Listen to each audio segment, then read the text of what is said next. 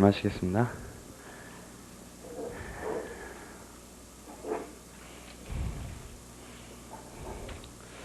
자, 이제 종국 판결에 의한 종료예요. 이제 끝났어요. 이제 소송 절차 끝났어요. 끝났고요. 종국 판결에 의한 종료인데 이제 재판 일반을 보시면은요. 재판에 대해서 일반적으로 알고 계셔야죠. 자, 첫째 줄에요. 재판은 그랬고요. 밑에 줄에요. 재판기관의 판단 또는 의사표시로서 그랬고요. 이에 의해 소송법상 일정한 효과가 발생하는 법원의 소송행위이다 그랬고요. 재판기관의 판단이고요. 소송행위예요. 법원의 소송행위요. 자, 양가로 1번에요. 중간에 법원 또는 법관의 행위라 그랬고요. 그래서 밑에 줄에 법원 사무관 등이나 집행관의 행위와 구별 그랬고요. 그런 건 뭐라고 부르느냐면 밑에 줄에 처분이라고 부르고요. 행정처분이죠? 행정처분처럼요. 처분이라고 부른다는 거예요. 법원 사무관이나 집행관의 행위는요. 그 다음에 양가로 2에요. 관념적 판단 또는 의사표시이기 때문에요. 밑에 줄에 사실상 행위와 구별된다는 거고요. 그 정도만 줄을 쳐주시면 돼요. 사실상 행위. 자, 재판 종류를 보시면은요. 자, 보세요. 판결 결정 명령 이렇게 돼 있고요. 2번에 종국적 재판, 중간적 재판 이렇게 돼 있고요. 3번에 명령적, 확인적, 형성적 재판 그랬어요. 자, 판결 결정 명령은요. 뭐 차이냐면 첫째 줄에 재판 주체와 성립 절차의 차이예요. 재판 주체와 성립 절차의 차이. 고기만 줄을 쳐주시면 되고요. 자, 그래서 반가로 1부터 반가로 8까지 쭉 구분점들이 나와요. 판결 결정 명령이요. 우선 반가로 1은 주체면 동그라미. 그 다음에 반가로 2는 다 첫 마디에 나오는 것들이 좀 구분점이에요. 심리 방식의 면. 그 다음에 반가로 4에서 고지 방법. 그 다음에 반가로 5에서 불복 방법. 그 다음에 6에서 대상 면에서 차이 나고 7에 기속령 면에서 차이 나고요. 8에는 중간에 이유기재 면에서 차이가 난다는 거예요. 자, 첫 번째 주체면은요. 자, 판결 결정 동그라미 치시고요. 판결 결정은 법원의 재판이에요. 법원의 재판. 명령 동그라미는요. 재판장, 수명법관, 수탁판사 등 법관의 재판이에요. 법원의 재판이 아니고요. 개인적인 법관들의 재판이고요. 그 다음 심리방식의 면에서는요. 판결은 그 줄 끝에요. 원칙적으로 필요적 변론이라고 그랬고요. 우리 전에 봤었어요. 그쵸? 그 다음 거꾸로도 되죠? 필요적 변론 절차 열면 원칙적으로 판결로 응답해줘야 되고요. 그 다음에 그 줄 끝에요. 결정 명령은요. 밑에 줄에 중간에 원칙적으로 임의적 변론이라고 그랬고요. 이거 앞에서 필요적 변론과 임의적 변론에서 봤던 거고요. 그 다음에 3번에는요. 중간에 대립적 구조 거기만 박스 쳐놓으시면 돼요. 그러니까 대립적 구조냐 아니냐 대석 구조냐 아니냐 그런 게 그 문제죠. 그 다음에 반가로 사는 고지 방법에 있어서요. 자, 판결은요. 동그라미 판결서 작성 그에 의해 선고 그랬고요. 판결서 작성해서 선고해라. 그 다음에 그 줄 끝에 결정명령 동그라미요. 밑에 줄에 상당한 방법에 의해 고지 그랬고요. 꼭 판결서처럼 이렇게 재판서 작성해서 선고해야 되는 거 아니다 그랬고요. 그 다음에 그 줄 끝에 조서의 기재로 대용 그랬어요. 재판서 작성 안 하고 조서 기재로 대용 그랬고요. 그게 결정명령이고요. 그 다음에 반가로 5에서 불복 방법은요. 자, 판결은요. 동그라미 항소상고 그랬고요. 결정명령은요. 밑에 줄에 이항고, 재항고 요런 게 있다 그랬고요. 자, 그 다음에 대상면에서는요. 첫째 줄에 판결은요. 소송에 대한 종국적 중간적 판단 그랬고요. 뭐요? 소송에 대한 거예요. 그 다음에 결정명령은요. 소송 절차에 부수 파생된 사항, 강제 집행 사항, 비송사건 판단 시 그랬어요. 단 144조 사항의 소상소각하 결정은 예외. 이거 대리인 선임 명령이죠. 그거 불응할 때요. 우리 진술금지 재판할 때 봤던 거고요. 그러니까 변론 능력할 때 봤던 거예요. 그 다음에 기속령 면에서는요. 첫째 줄에 판결에 기속돼요. 법원은 판결에 기속되고요. 그렇기 때문에 자기가 판결 맘대로 못 바꿔요. 판결 내용을 이미 한번 판결 내놓고 못 바꾼단 말이죠. 하지만 밑에 줄에 결정명령은요. 원칙적으로 기속 안 되고요. 자기가 스스로 그 결정명령 내린 법원이 스스로 바꿀 수가 있단 말이죠. 법원 내지 법관이요. 그 다음에 8번에는요. 결정서에는 이유기재 생략 그랬어요. 할 수 있다는 거예요. 이유기재 생략할 수 있다는 거고요. 자, 거기까지는 뭐 어려운 게 없어요. 어려운 게 없고요. 자, 전국적 재판, 중간적 재판 그랬는데요. 요거는 사건 처리와의 관계에서 분류라고 그랬고요. 자, 반가로 1이 전국적 재판이고요. 반가로 2가 중간적 재판인데요. 자, 전국적 재판이라 함은 그 줄 끝에요. 신급을 이탈시키는 재판 그랬고요. 신급을 마무리 짓는 게 종국재판이고요. 그게 이제 판결도 있고 결정 명령도 있단 말이죠. 자, 판결은요, 종국 판결 그랬고요. 그 다음에 결정에는요, 소, 상소, 각하 결정, 그것도 신급 마무리 짓는 거고요. 그 다음에 화해 공고 결정, 이행 공고 결정, 소송 비용의 확정 결정 그랬고요. 그 다음에 소장 각하 명령, 그것도 끝내는 거죠. 그 신급 끝 마무리 짓는 거고요. 그 다음에 중간적 재판은요, 첫 줄에 심리 중에 문제가 된 사항, 그거예요. 그 다음에 심리 중에 문제가 된 사항 그랬고요. 종국적 재판의 준비 그랬어요. 자, 이거는 중간 판결 생각하시면 되고요. 첫째 줄에, 둘째 줄에 중간 판결 이렇게 나와 있죠. 그 밑에 줄에 공격 방어 방법 각하의 결정, 소변경 허가 결정 이런 게 있고요. 자, 밑에 줄에요. 별도의 규정이 없는 한 독립해 불복 신청할 수 없다. 이거 맨날 본 거죠? 그래서 종국적 재판과 함께 불복 그랬고요. 자, 각주 2번을 보시면요. 결정은 원본이 법원 사무관 등에 교부되었을 때 성립 그랬고요. 그 작성일자에 결정 원본이 교부된 것이라고 추정 그랬고요. 결정은 고지에 의해서 효력이 생기므로 고지 전의 항고는 부적법 그랬어요. 요것만 줄을 쳐두시고요. 주의를 하시고요. 판결은 어때요? 판결 정본을 송달하죠. 그죠? 이 결정은 뭐라 그랬어요? 원본이 교부되었을 때 성립한다 그랬어요. 자, 그 다음에 판결도 법원 사무관 등에 의해서 판결 원본을 주죠. 법원 사무관 등에 주고, 그리고 법원 사무관 등이 그걸 정본을 만들어가지고 그걸 송달을 하는 거예요. 자, 그 다음에요. 넘어가시면은요. 자, 명령적 재판, 확인적 재판, 형성적 재판 그랬는데, 재판 내용 및 효력의 차이 그랬어요. 자, 둘째 줄에 명령적 재판은요, 그 줄에 특정인에게 의무를 고하거나 부작위를 요구, 그러는 거고요. 밑에 줄에 강제력이 따른다 그랬고요. 밑에 줄에 확인적 재판은요, 현재 권리법률 관계 확정 또는 증서 진정 여부 확인 그랬고요. 우리 확인해수에서 봤던 거고요. 밑에 형성적 재판, 그거는요, 기존 권리 관계의 변경, 새로운 권리 관계 창설 내용 그랬어요. 그러니까 발생, 변경, 소멸, 요걸 내용으로 한다는 거죠. 변동을 내용으로 한다는 거예요. 자, 이제 판결해가지고 판결의 종류부터가 나와요. 판결의 종류부터 나오는데 요 중에서 중요한 얘기들은 우리가 변론 분리를 하면서 얘기를 했던 거예요. 자, 판결의 종류는요. 신급을 완결시키느냐 여부에 따라서요. 좀 전에 우리 보신 구분점처럼요. 우선 중간 판결이 있고요. 그 다음에 종국 판결이 있단 말이죠. 자, 중간 판결은요, 이걸 규정하고 있는 조문이 두 개가 있는데, 첫 번째 454조와요, 201조고요. 201조가 가장 기본적인 거고요. 이 454조는, 자, 원래 재심 청구를 하면, 이게 재심 사유가 있다라는 주장과 함께 원판결을 깨려고 그러는 거기 때문에 원판결에 관련된 청구도 같이 들어가는 거나 마찬가지란 말이에요. 그쵸? 그러니까 사실은 두 가지 싸움이 같이 공존을 한단 말이죠. 그래서 재심에서는 이제 신법에서 재심 사유가 있나 없나만 따져주는 거를 먼저 중간 판결로 정리할 수 있게끔 해줬어요. 그러니까 즉 중간은 재심 사유가 있을 때겠죠. 없을 때는 그걸로 끝나버리는 거 아니에요. 그쵸? 근데 재심 사유가 있으면 일단 재심 사유 있다고 인정을 해주는 중간 판결을 해주고 그 다음에 이제 원 판결에서 청구됐던 원래 판결이 대상으로 했던 그 청구에 관한 내용을 다시 심리를 하는 과정을 거쳐서 나중에 종국 판결로 응답을 하게 된단 말이죠. 그래서 이제 그런 걸 만들어냈는데, 자, 454조에서 이제 재심 사유의 존부에 대해서 중간 판결할 수 있다는 걸 해놨고요. 201조에도요, 201조에서 이제 중간 판결 사항들을 규정을 해놨어요. 우리 이 중간 판결은 소송 요건 하면서 정말 많이 봤고요. 첫 번째요. 첫 번째는 201조 한번 보세요. 201조요. 자, 198조부터 재판이 나오는데요. 종국 판결, 일부 판결, 중간 판결 이렇게 나온단 말이죠. 그 202조에서 자유심증주의, 처분권주의, 직접주의 이런 게 나오고요. 자, 중간 판결 보시면은요. 첫 번째 독립된 공격 방어 방법 그랬고요. 그 밖에 중간의 다툼 그랬고요. 밑에 2항이에요. 청구의 원인과 액수에 대해 다툼이 있는 경우에 그 원인 그랬단 말이죠. 그래서 여기서 크게 세 가지를 규정하고 있어요. 독립한 공방 방법, 그 다음에 중간의 다툼,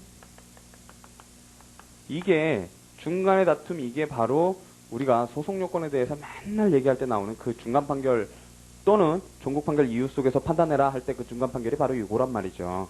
요거는 자, 요 중간의 다툼은요. 독립한 공격 방어 방법에 관한 다툼도 사실은 중간의 다툼인데 그걸 제외한 걸 얘기하는 거예요. 제외한 선결 문제들.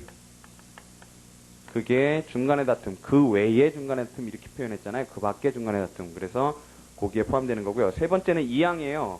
요 판결을 원인 판결이라고 불러요. 원인 판결이라고 부르고 2항에 규정되어 있는 건데 자, 우리가 손해배상 청구권 5천만 원을 청구를 하고 있으면 그 청구권이 전부가 문제될 수도 있고 그 청구의 그 액수가 문제될 수 있단 말이에요. 이렇게 두 가지가 문제되는데 이 청구권 전부에 관해서만 먼저 판결을 내려주는 거예요. 즉 있다는 판결이겠죠. 없다는 판결이면 그냥 끝나버리잖아요. 원고 청구 기각으로 끝나버리는 거니까 이게 중간 판결이려면 결국은 그 청구권이 존재한다라는 대답을 해주고 그 다음에 액수만 가지고 그 다음에 싸워서 종국 판결로 끝맺는 거예요. 그럴 때 그 존부에 관한 것. 그러니까 요거는 우리가 원래 얘기하고 있는 청구의 원인, 청구 취지, 거기서 얘기하는 청구 원인하고는 다른 거예요. 자, 그래서 그러니까 이건 존부 자체란 말이죠. 수량이나 범위를 제외한 청구권 존부. 존부라고 하지만 결국은 존재를 긍정할 때에 중간 판결을 하는 거고요. 부정하면은 바로 청구 기각이 나가는 거죠.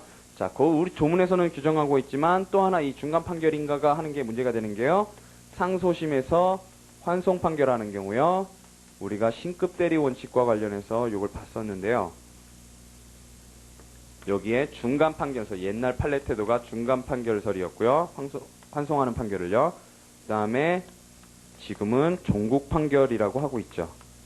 왜냐하면 상고심의 신급을 어쨌든 이탈시켜서 밑으로 내려 보내는 판결이란 말이죠. 환송 판결도. 그래서 종국 판결이라고 하고 있고요. 자, 이제 종국 판결이 이제 중요한 거예요. 종국 판결이 중요한 건데 이 중요한 내용은 여러분들이 변론분리 일부 판결할 때 중요한 내용은 봤었어요. 자, 요것도요. 완결의 범위에 의해서 나뉠 수가 있고요.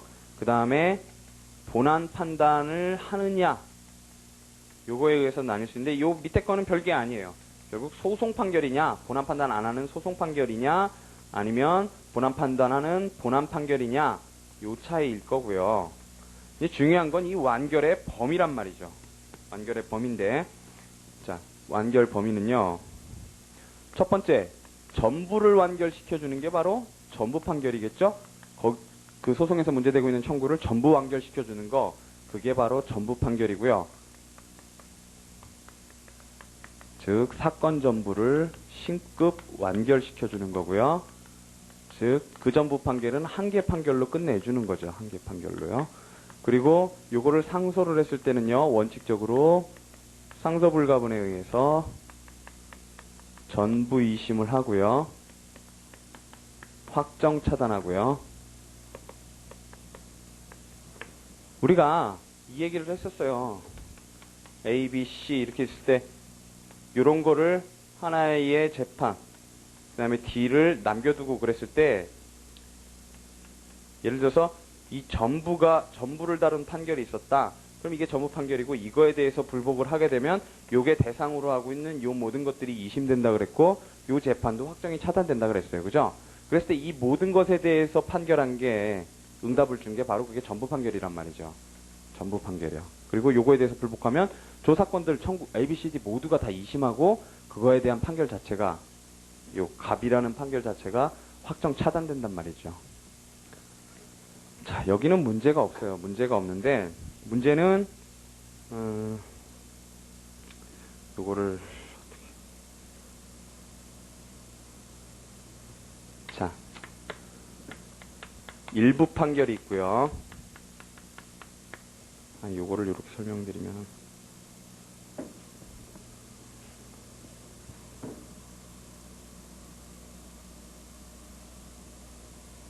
자, 일부 판결 변론 분리하고요. 일부 판결이 허용되는가 요걸 기준점으로 따져서요. 허용되는 경우가 있고요. 불허되는 경우가 있었어요. 자, 허용되는 경우에요. 허용되는 경우에 그것을 고의로다가 일부에 대해서만 판결한 경우, 그게 일부 판결이었어요. 그쵸? 이거 다 보셨던 거예요. 그죠? 일부 판결이었고요. 요거를 과실로 깜빡하고 그랬을 때 그거를 재판 누락이라고 불렀어요. 재판 누락되었다 라고 불렀고요. 자, 일부 판결은요, 나머지 부분을 응답을 주는 잠부 판결로 정리를 해주고요. 그 다음에 자, 재판 누락의 경우에는 추가 판결로 정리를 해준다 그랬고요. 자, 이 일부 판결이 허용되는 경우에 일부 판결이든 요 재판 누락한 요 판결이든 간에 하여튼 요거는 일부 판결이 허용되는 거니까 요 부분이에요. 지금 요거하고 이렇게 딱 나눠서 일부만 판결해 줄 수 있단 말이죠. 그럼 지금 그 일부 판결은 요거고 나머지를 처리하는 게 이거 잠부 판결이란 말이죠. 그러면 요거에 대해서 불복하면 뭐라 그랬냐 하면 어쨌든 요것이 대상으로 지금 일부 판결이 허용될 때요. 요 판결이 대상으로 하고 있는 요것들은 전부 이심한다 그랬어요. 그쵸? 이심한다 그랬고 요 판결은 확정 차단된다 그랬고요. 그쵸? 그 다음에 이제 요 잠부 판결의 대상으로 남아있는, 그러니까 원심의 소송 계속되어 있는 요 D에 대해서는 이심되는 게 아니에요. 그쵸? 일부 판결이 허용되니까 변론분리 일부 판결이 허용되는 경우에는 이렇게 가는 거고요. 이렇게 가는 거고, 그 다음에 변론분리 일부 판결이 불어되는 경우, 즉 가분성이 부정되는 경우에는요. 자, 일부에 대해서만 판결을 내렸을 때 요거를 뭐라 그랬냐면 전부 판결 취급을 한다 그랬고요. 즉 A, B, C, D를 일부 판결을 못 해주는 경우에는 A, B, C에 대해서만 만약에 판단을 했다면 그 판결을, 즉 A, B, C에 대해서만 판단한 요 판단을, 이게 일부 판결이 불어되는 경우라면요, D까지 판단해 준 걸로 봐준다 그랬어요. 그죠?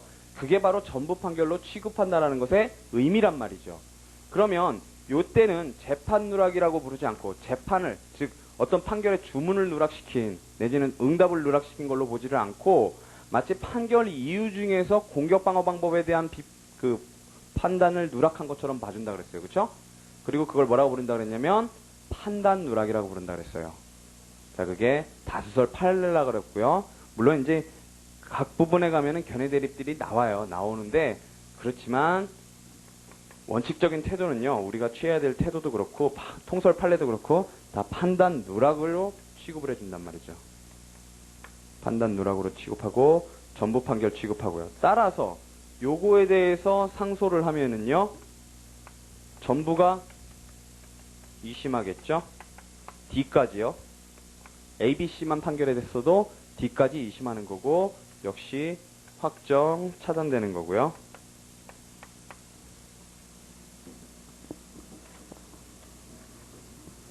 자, 요 추가 판결은 요게 212조에 나와 있고요. 자, 일부 판결이 요게 200조에 있어요. 200조에 있고요. 자, 그 다음에, 자, 그러면 일부 판결이 허용되는 경우하고 불허되는 경우가 있는데, 그러면 그게 각각 어느 때냐? 그게 문제가 되는 거고요. 자, 그때 뭐라 그랬냐면, 우선 객관적 병합 중에서는요, 단순 병합이 그랬었고요. 물론 이순 선생님이 이제 단순 병합 중에 관련적 병합이라는 게 있는데, 그러니까 서로 쟁점을 공통으로 하는 경우 그런 관련적 병합은 그것도 일부 판결하는 건 좀 적절치는 않다 이렇게 얘기는 하시지만 그거는 무시하셔도 돼요.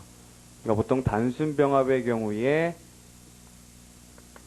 일부 판결이 허용되는 거고요. 객관적 병합에서 예비적 병합하고 선택적 병합의 경우에 일부 판결이 불허되고요. 즉 여기서 일부 판결이라 하면요, 여러분들이 좀 의미를 좀 잘 알아두고 계셔야 돼요. 그러니까 원고가 청구했던 그 취지하고 잘 그 조화를 시켜서 생각을 하셔야 돼요. 그러니까 꼭 하나만 판단했다고 일부 판결이 아니에요. 예를 들어서 선택적 병합의 경우에는요, 객관적 선택적 병합은 A나 B 중 둘 중에 하나만 인용해주세요라는 거잖아요. 택일적으로 인용해주세요 그런 거란 말이에요. 그러면 A 인용하고 B 판단 안 하면 이건 전부 판결이에요. 전부 판단한 거예요, 이건.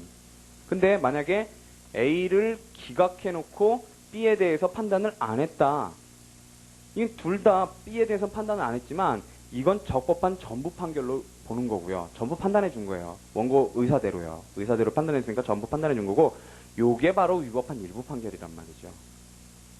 그러니까 하나만 판단했다고 그게 일부 판결이 아니에요.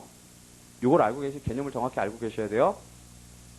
그러니까 원고 의사는 뭐예요? 택일적 인용이잖아요. 택일적 인용을 해제 조건으로 B를 심판 청구하는 건데, 지금 이게 인용이 됐단 말이에요. 택일적 인용이 됐으니까 요거는 해제된단 말이에요. 심판 청구가 해제되고, 그렇기 때문에 이건 판단 안 해줘도 되는 거예요. 그래도 이게 전부 판결이란 말이죠. 일부 판결이 아니라. 근데 이거는 지금 택일적 인용이 안 됐잖아요. 안 됐는데 딴 거를 지금 판단 안 해줬잖아요. 그러니까 요거는 위법한 일부 판결이 되는 거예요. 액면으로는 하나 판단해주고 하나 판단 안 해줬지만, 예비적 병합에 있어서도 마찬가지예요. 예비적 병합에 있어서도, 자, A, 주의적 청구요. 주의적 청구를, 자, 인용할 것을 해제 조건으로 B를 심판해달라고 그런단 말이죠. 예비적 청구요. 근데 A에 대해서 인용을 해주고, 그러면 B에 대해서 판단을 안 한단 말이에요. 그러면 이거는 적법한 전부 판결이에요. 하지만 A를 기각해놓고 B를 판단 안 한다. 그러면 이거는 위법한 일부 판결이란 말이에요. 자, 요 개념을 정확히 알고 계시고요. 그 다음에 주관적 병합에서는요, 통공이 여기에 해당되죠. 통공이 여기에 해당되고, 일부 판결이 불어되는 경우가 바로 합일확정이 필요한 경우라 그랬어요. 통공 빼놓고는 다죠. 그러니까 필공, 독당참, 그 다음에 예성공동. 요게 다 일부 판결이 불어되는 경우라고 그랬고요. 자, 요 구분을 잘 알고 계셔야 돼요. 이해되시죠? 어렵지 않죠? 이해 안 되세요? 요게 이해가 안 되시면은 우리가 저 객관적 병합을 못 들어가요. 객관적 병합에서 이게 가장 중요한 문제란 말이에요. 위법한 일부 판결하고 적법한 전부 판결하고 구분점 되시죠? 하나만 판단했다고 일부 판결이 아니에요. 자, 그걸 보시면은요. 우선 책을 보세요. 그래서 판결의 종류가 이제 쭉 나오는데요. 그게 우리가 이제 508페이지까지 볼 내용이에요. 첫 번째, 중간 판결 나와요. 보세요 한번. 중간 판결 의, 중간 판결 사항, 독립한 공방 방법, 중간의 다툼, 원인 판결, 그 다음에 작은 글씨로 상수심 환성 판결 나오고, 효력 나오고요. 그 다음에 종국 판결이 나오는데, 전부 판결 나오고, 일부 판결 나오고, 재판 누락이 나오죠. 그 다음 추가 판결 나오고, 그 다음에 마지막으로 소송 판결, 본안 판결이 나온단 말이죠. 자, 요 내용이에요, 요 내용. 별거 아닌 것 같지만, 그러니까 우리 민소에는 여러분들이 지금까지 보셔서 알지만, 요런 내용들이 참 많아요. 기본적으로 알고 있어야 되는 거예요. 그러니까 이게 꼭 시험에 나와서가 아니라 다른 부분과 관련해서 이게 문제가 되는 내용들이 사실은 민소의 대부분이에요. 그 자체로서 문제되는 건 몇 개 안 된단 말이에요. 우리가 사실 외워야 될 것들은 그런 거거든요. 이런 것들은 기본적으로 이해를 하고 있으면 되는 문제들이에요. 이걸 외워야 될 대상들이 아니라요. 우리가 진짜로 외워야 될 것들은 중복제소라든가 거기서 각각의 학설 대립이라든가 뭐 채권자 대리 소송에서 학설 대립이라든가 아니면은 무슨 우리가 좀 전에 봤던 재판상 화해에서 어떤 성질에 관한 대립이라든가 이런 것들이 외워야 될 대상들이 되는 거지. 이런 부분들은 베이스로, 그러니까 기본적으로 이해가 되고 있어야 돼요. 이해가. 그래야 그것들이 응용이 돼서 다른 걸 암기하는 데 도움이 되는 거예요. 대부분이 그래요. 그래서 제가 민소가 어렵지 않다라고 말씀드리는 이유가 그래서 그런 거예요. 이런 것들만 기본적으로 이해가 되면 외워야 될 것들은 사실 줄어든단 말이에요. 이 책을 무슨 통째로 이 목차 외우시는 분들이 있거든요. 각 부분을 다 단문 만들어가지고 정말로 무의미하고 해학적이에요. 그거는 스스로를 엄청나게 피곤하게 만드는 거예요. 그건. 자, 보세요. 중간 판결이라 하면요, 종국 판결을 하기에 앞서 소송의 진행 중 박스요, 당사자 간의 쟁점 동그라미요, 의로된 사항 동그라미요, 쟁점 사항이요에 대해 미리 정리 판단을 하여 종국 판결을 용이하게 하고 이를 준비하는 판결이다. 그랬고요. 슬래시 딱 닦으시고요. 밑에 줄에 자, 중간 판결 사항을요. 중간 판결로 정리하느냐 아니면은 종국 판결 이유 속에서 판단하느냐는 법원의 자유 재량 박스요. 그랬고요. 밑에 보시면은 뭐 중간 판결은 거의 활용 안 된다. 그랬고요. 자, 중간 판결은 소송물의 가분적 일부에 대한 판단인 일부 판결과 달리 그랬어요. 그죠? 이거 소송물의 일부에 대해 판단하는 건 아니죠? 그거는 종국 판결이에요. 그죠? 일부 판결도 종국 판결. 그 청구에 대해서 신급을 이탈시키는 거란 말이죠. 완결시키는 거기 때문에 그건 아니고요. 소송 자료의 일부에 대한 판단. 그랬어요. 박수 치시고요. 인 것이다. 그랬고요. 자, 중간 판결 사항은 이제 나오죠? 세 가지. 독립한 공격 방어 방법. 그래서요. 넷째 줄까지 줄을 쫙 치시면 돼요. 독립한 공방이라 함은 그 한 개만으로, 거기서부터 박수 치세요. 독립하여 본소를 유지 또는 배척. 원고라면 공격 방법이고요. 피고라면 방어 방법이겠죠? 예를 들어서 우리가 확인해서에서 일원설이라면 권리취득 원인 사실에 대해서 매매, 시효취득 그럴 텐데 그거 하나하나가 독립한 공격 방법이고요. 방어 방법으로 만약에 소멸시효의 항변과 동시행 항변을 한꺼번에 한다. 만약에 그런다면 그거 하나하나가 독립한 방어 방법이란 말이죠. 그래서 그게 본소를 유지 또는 배척하기에 독립해서 충분한 거라는 거예요. 즉 본안에 관한 주장이나 항변 중에서 다른 것과 독립하여 그에 관한 판단만으로 청구를 유지 또는 배척하기에 충분한 것을 말한다 그랬고요. 제가 좀 전에 말씀드렸던 게 거기 나오네요. 소유권 확인의 소 나오죠? 예를 들면 소유권 확인의 소 박스 치시고요. 그러니까 그거만 얘만 박스 쳐놓으세요. 그 다음에 밑에 줄에 매매 시효 취득 그랬고요.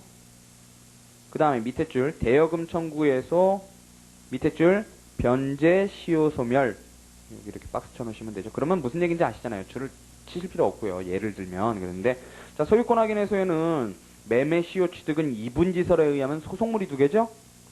그거는 주의를 하셔야 되고요.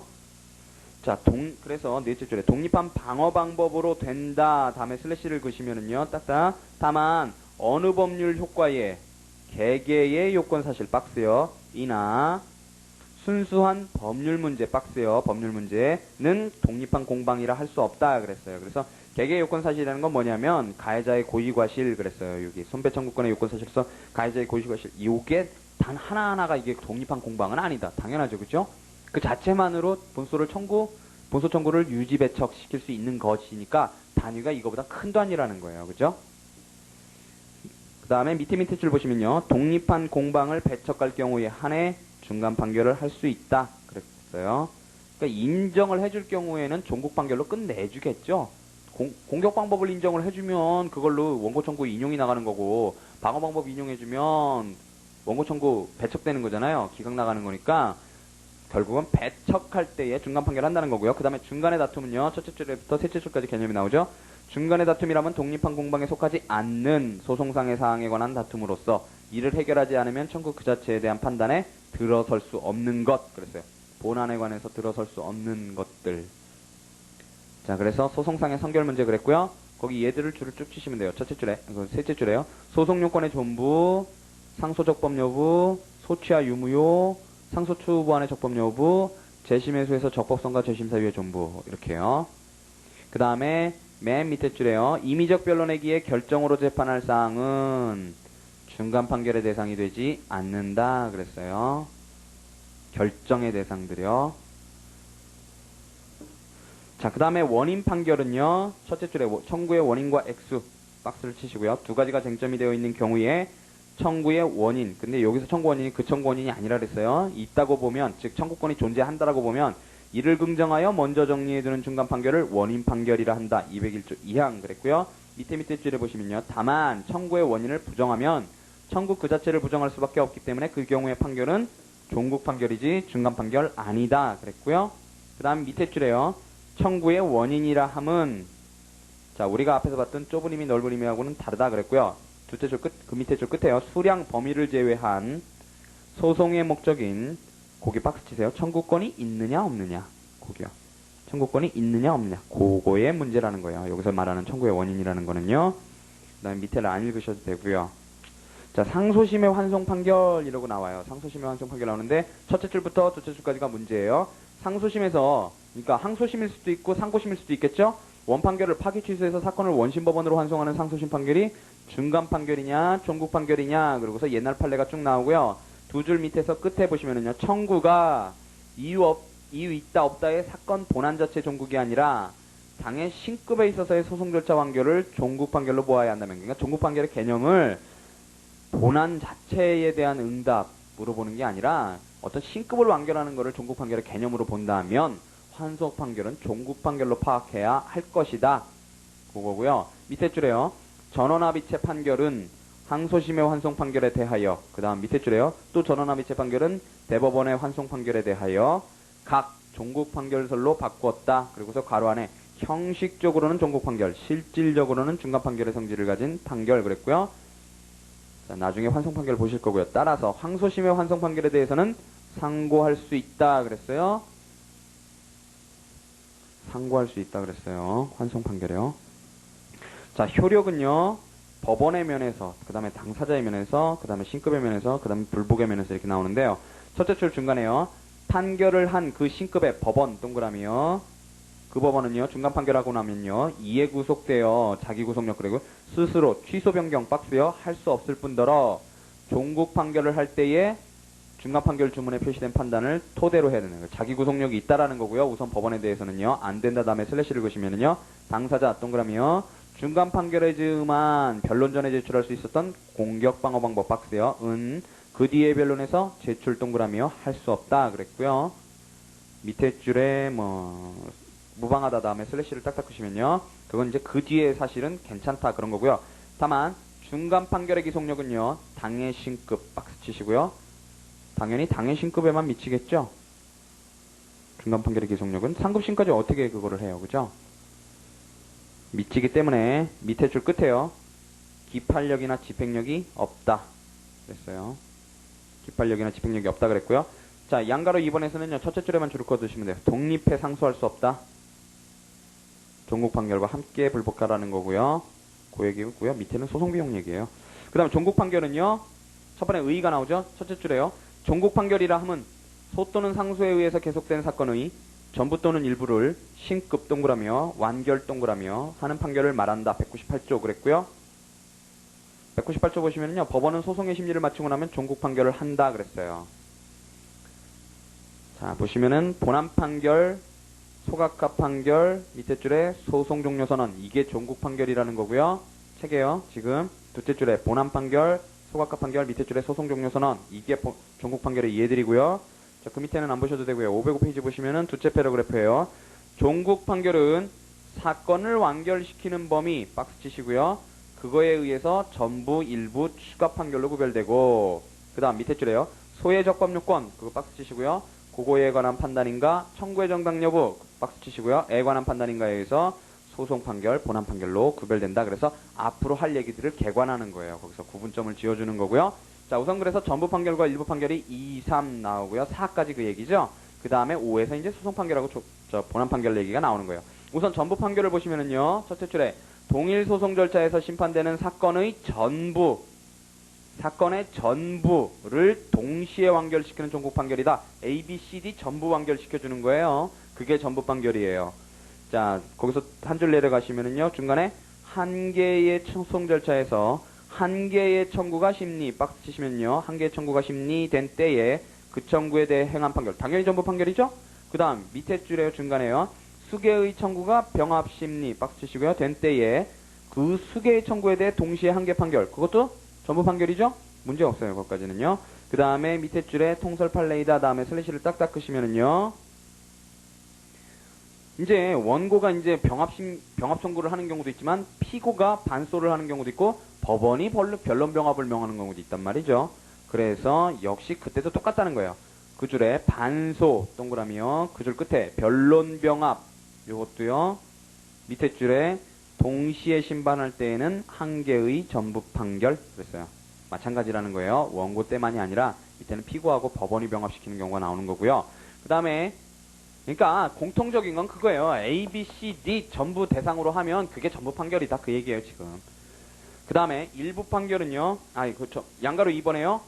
전부 판결은 그게 중요한 거예요. 한 개 판결이기 때문에 청구 중 일부에 대한 상소 박스 치시고요.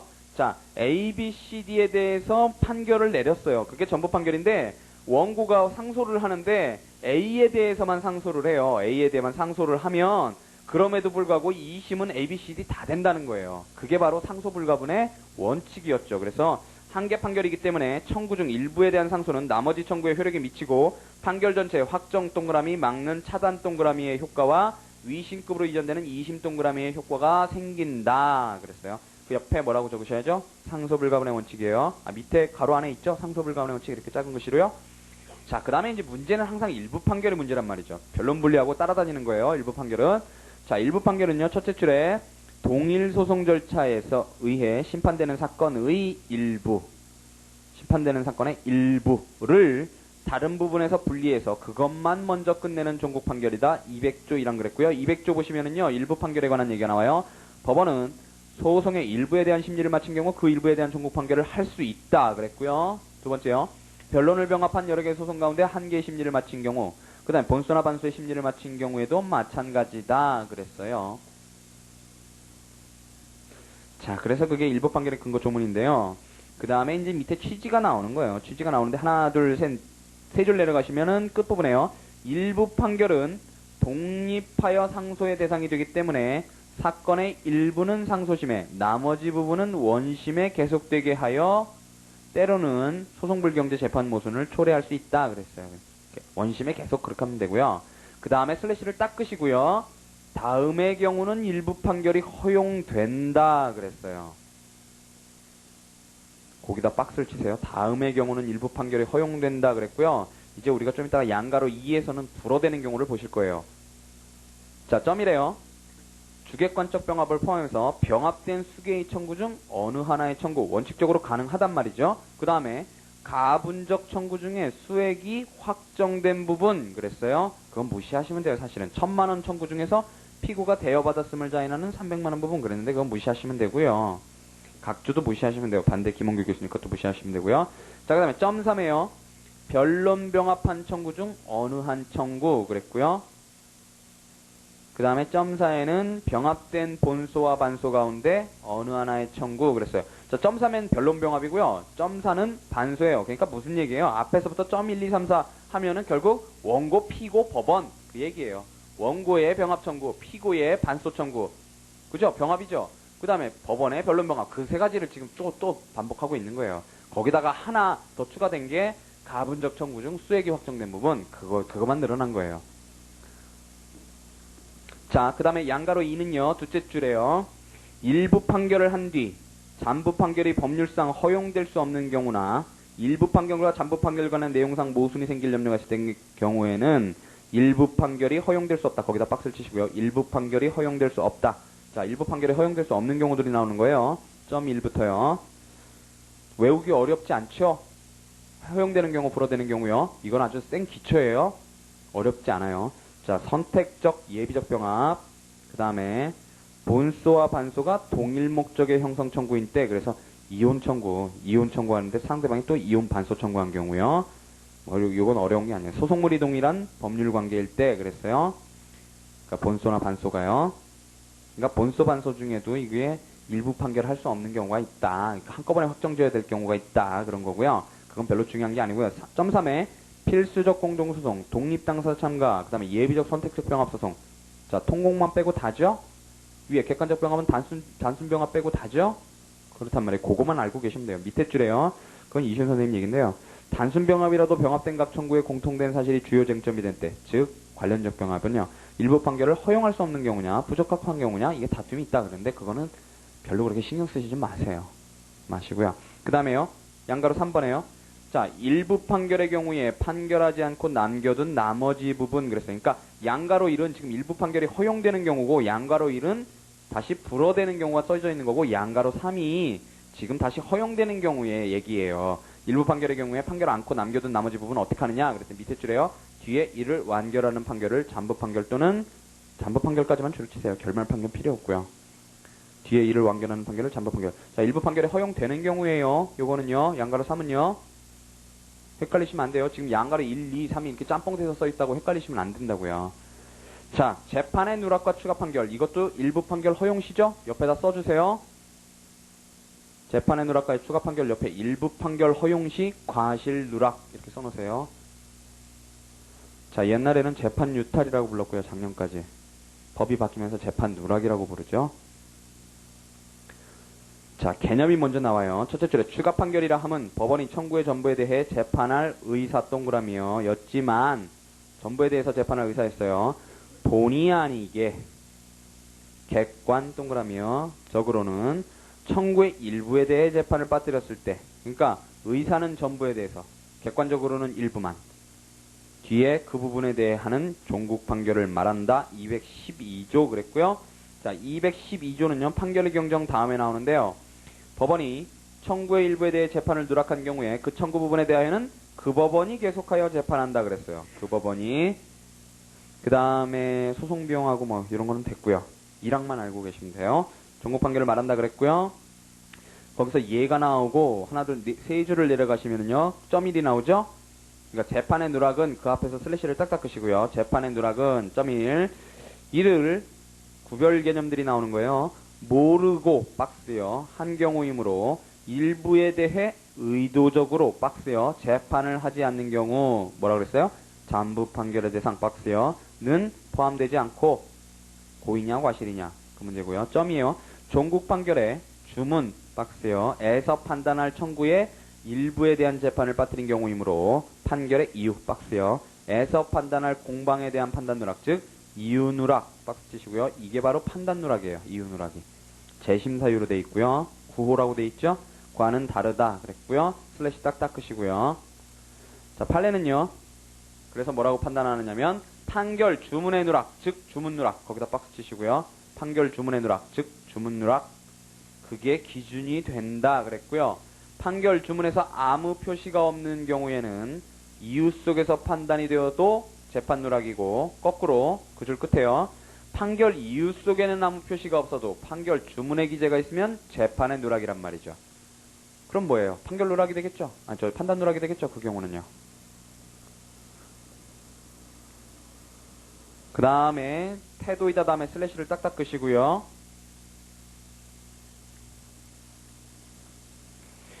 자, 거기 중요한 내용이 나오죠? 일부 판결이 허용되지 않는 소송에서는 재판의 누락이라는 건 있을 수 없으므로 추가 판결로 시정할 게 아니라 빠뜨린 것이 있다면 판단 누락의 일종 박스 치시고요. 의로보하 앞에 일부 판결이 허용되지 않는 소송 박스를 치시고요. 밑에 셋째 줄에 판단 누락을 박스 치시고요. 일종으로 보아 상소 또는 재심으로 다투어야 한다.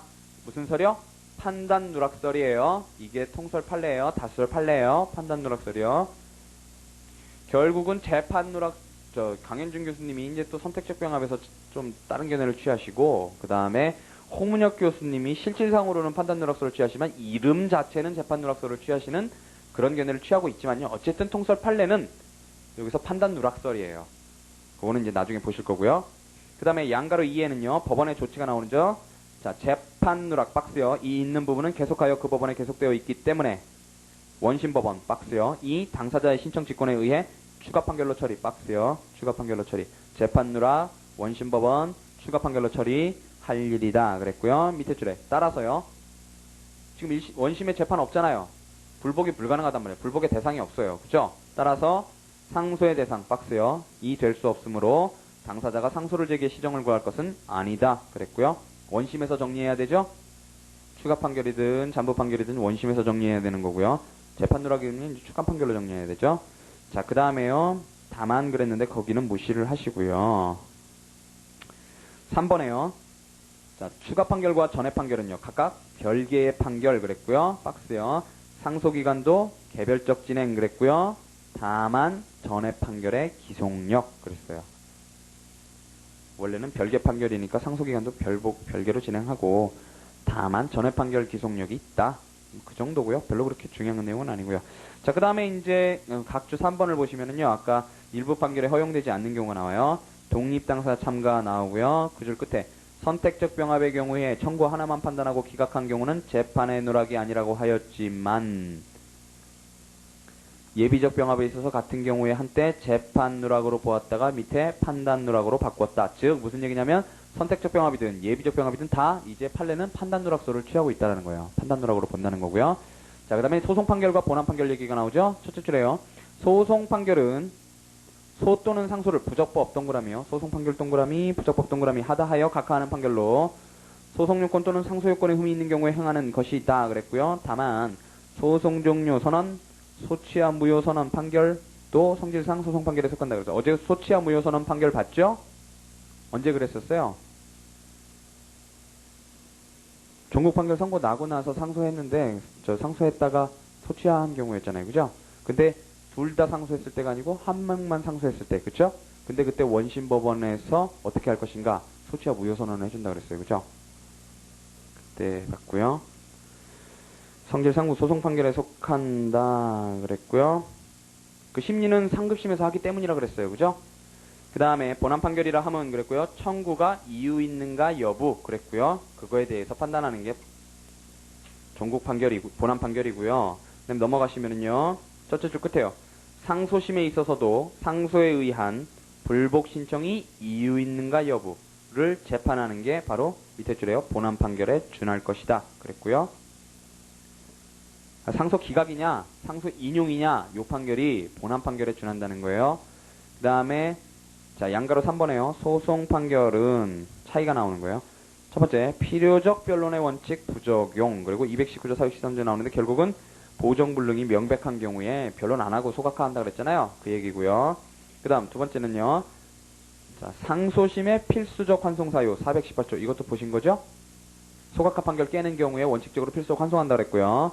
그 다음 기판력이 생겨도 뒤에 보정하면 재소가 허용. 왜요? 본안에 관해서 기판력 생기지 않고 그 흠결인 소송 요건에 대해서 기판력 생기는 거니까요. 그 다음에 4번은요. 소취하 후에 재소금지 원칙의 부적용. 자 본안에 관한 종국 판결 후에 소취하여야 된다 그랬어요. 그래서 그 점에서 본안 판결과 차이가 있다는 거고요. 자 그 다음에 판결의 성립이 나오는데요.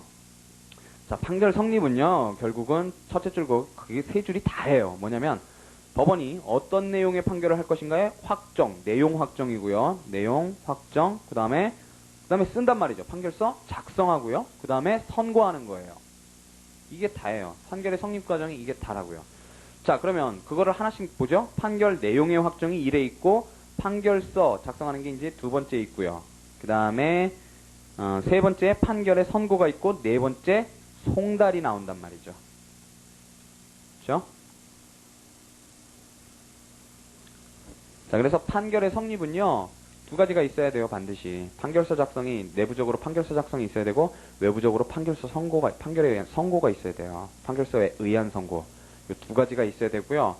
요런 게 없으면 판결이 부존재한 거예요. 나중에 이제 뒤에 보시면 판결의 부존재를 보시고 판결의 무효를 보시고 판결의 취소 즉 재심에 관한 판결 편취를 보신다고요. 이렇게 세 가지 순서대로 보시는데 그때 판결의 부존재에서 결국은 이 두 가지 내용이에요. 내부적으로 안 됐거나 외부적으로 없거나 이 두 가지 중에 하나예요. 자 판결 내용 확정은요. 둘째 줄 중간에요. 판결의 내용은 직접주의의 요청 때문에 기본인 변론에 관여한 법관이 정한다. 204조 1항이죠. 자, 심리법원은 판결법원이라 그랬어요. 그 줄 끝에요. 판결 내용이 정해지지 않는 동안 법안이 바뀌면 변론을 재개 그랬고요. 그 다음에 밑에 줄에요. 그게 204조 2항 그랬고요. 보고시키면 되죠. 다시 결과 보고시키면 되고 그 다음 그 줄에 판결의 내용 확정 후 그때 변론에 관여한 법관이 바뀌면 밑에 줄에 판결 성립에 영향이 없다 그랬고요. 그러니까 무슨 얘기예요? 직접주의 때문에 심리법원은 판결법원이어야 된다 그랬잖아요. 그러니까 판결서 쓰는 사람은 심리에 관여한 법관이어야 된단 말이죠. 그러니까 판결서 쓰기 전에 변론 종결하고 나서 판결서 쓰기 전에 내용 확정되기 전에 법관 바뀌면 당연히 변론갱신 해줘야 되잖아요. 그 사람한테 변론 내용 다 보고해줘야 될 거 아니에요. 이래 왔다고. 그래야 형식적으로 직접주의 요청을 만족하게 되는 거고 그 다음에 판결의 내용 확정 후에 법관이 바뀌었다. 그러면 당연히 그럴 필요 없잖아요. 선고만 하는 절차만 남았는데요. 내용 확정은 어차피 간 사람이 해놨단 말이에요. 그런 얘기예요. 그 다음에 양가로 2번에서는요. 셋째 줄 끝에요. 합의에 있어서 관여 법관의 의견이 일치하지 않을 때는 헌법 및 법률에 다른 규정이 없으면 과반수의 의견으로 결정한다. 그 정도만 줄을 쳐주시면 되고요. 그 다음에요.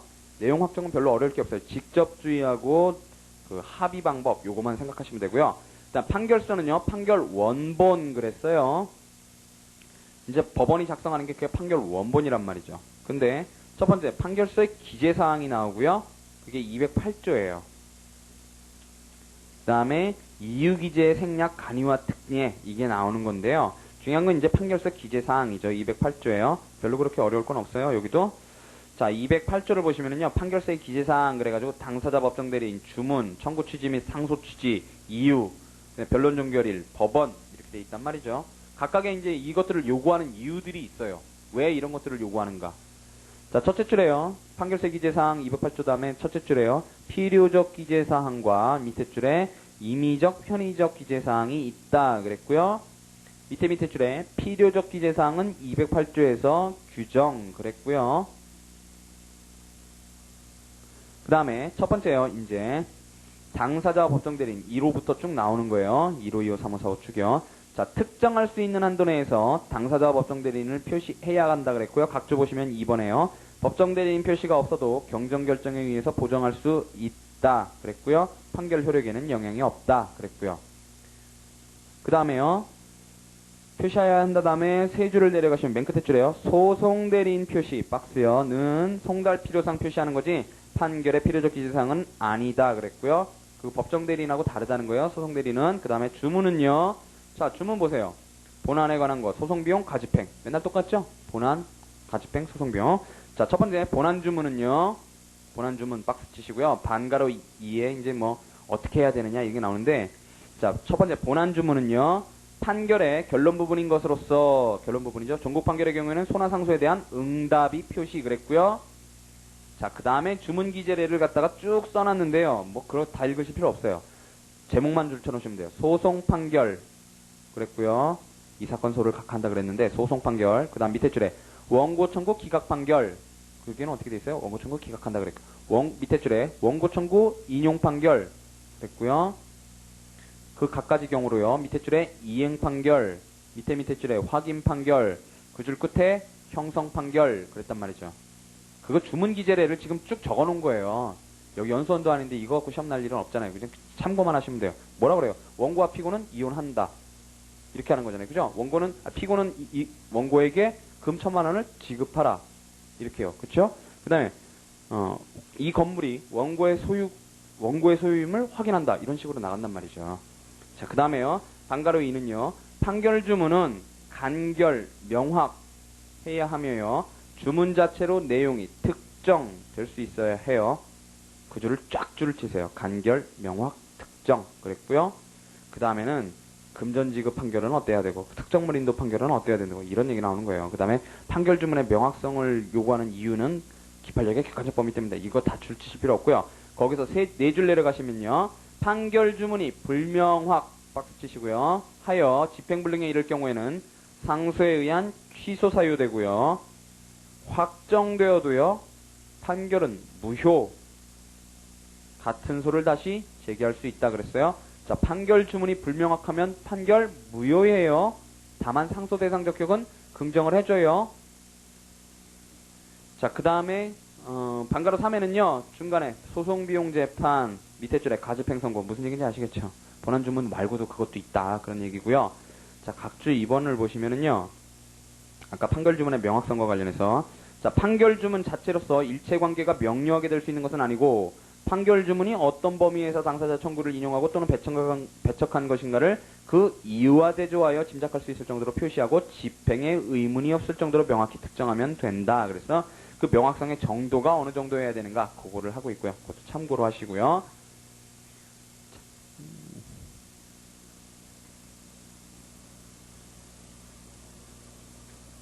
10분간 쉬시겠습니다.